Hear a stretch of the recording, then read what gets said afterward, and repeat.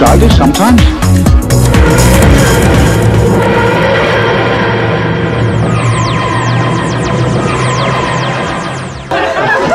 And I thought, well, the rent's going to go up. And then the phone rang, and it was Russell, and he said, oh, can you guess what I'm calling about this time? And he always thinks somebody told me, but it was just like I had a little voice in the back of my head. I said, you get it, human nature, isn't it? And he said, did you know? And I just somehow thought they're bound to do, not necessarily human nature, but something in the shape of human nature. Because it's kind of an obvious story, the Doctor becomes human, it's Superman 2. And I had been thinking, they'll do it, but they won't do human nature, and it might not even be me writing it. And so it kind of was somehow in the zeitgeist for me and the other Doctor Who guys at the time. So I was really pleased that they actually asked me to adapt it. And that was a tremendous experience. Charles Palmer, the director of that, is the actor Geoffrey Palmer's son. And he's got that same very calm, very gentle and quiet, oh, it'll be all right, it'll be fine. Which is not how most directors work. Most directors rush about yelling.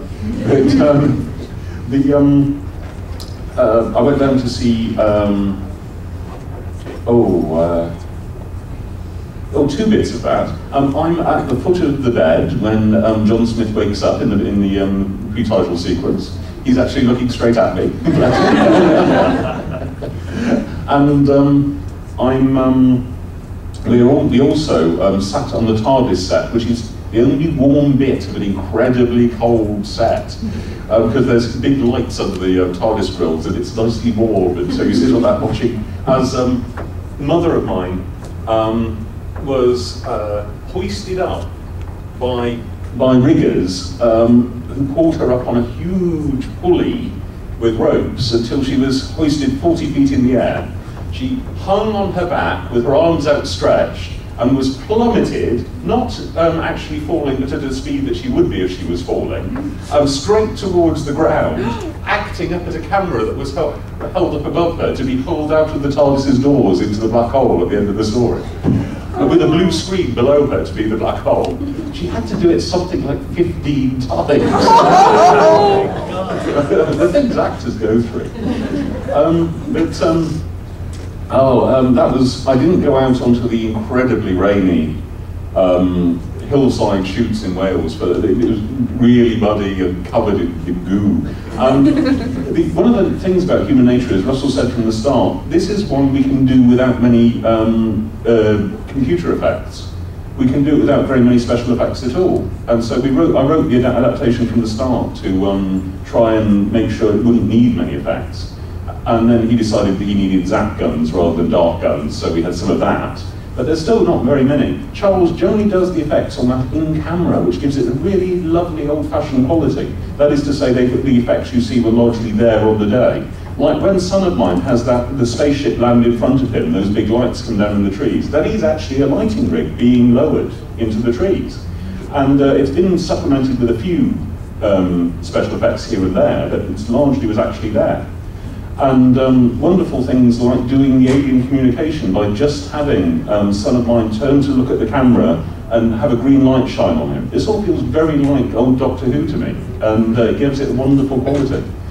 And I was so lucky with that director and that crew, and that cast. I remember sitting there at the read-through thinking, I've really lucked out here, this is great stuff. Jessica Hines, making grown men cry at the read-through, awesome. And Gary Russell played Son of Mine at the read-through, it was very memorable.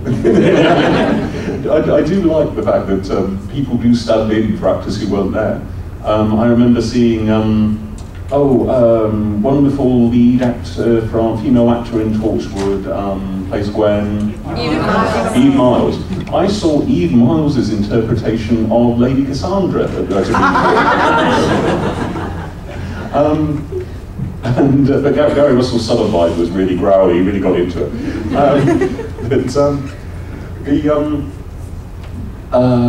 Where was I? Oh yes, human nature. It went through not as many script changes. We were brought forward Suddenly we were brought forward, but we finished it in, I think, 4 drafts and 3 drafts respectively. I talked yesterday about how the cricket ball in the original got replaced by a fob watch because, and this is a wonderful Julie Garden idea, because fob watches have doors, they're either open or closed. You can go, oh, I'm going to open it, not I'll bonk a cricket ball against my head or something. In the book, the doctor, on the list of the list the doctor leaves of things not to let him do, which appears on the TARDIS scanner, actually is there in depth. Martha fast forwards through it, but there's a list of about 17 things. And in the book, it includes don't let me eat pears, just because I really don't like pears and I don't want to wake up and taste that. On screen, you'll see actually that when we cut back to Dr. Smith in his study, he's munching on a pear. The study was something to behold. Just one of those wonderful bits of prop maker's art that you see at BBC Wales. Hundreds of books from the time, a Pitman shorthand certificate filled out with Dr. John Smith's name, little bathroom goods suitable for a man of the time, a little bathroom set. Just an amazing, all these little amazing things that you never see the details of, but they're just in case the director wants to do a close-up of something. What else can I say about human nature? Oh yes, there's a wonderful shot. You know when they're standing on the hillside and Dr. Smith and Joan are adjusting the clothes of a scarecrow and they're on this beautiful hillside. Charles had to arrange for that hillside to be specially ploughed out of season. A, to make the shot look nice, but B, in order to justify there being a scarecrow there. Which I don't think anybody would have thought about that if there hadn't been a ploughed field there. But yeah, that's the kind of things the director does.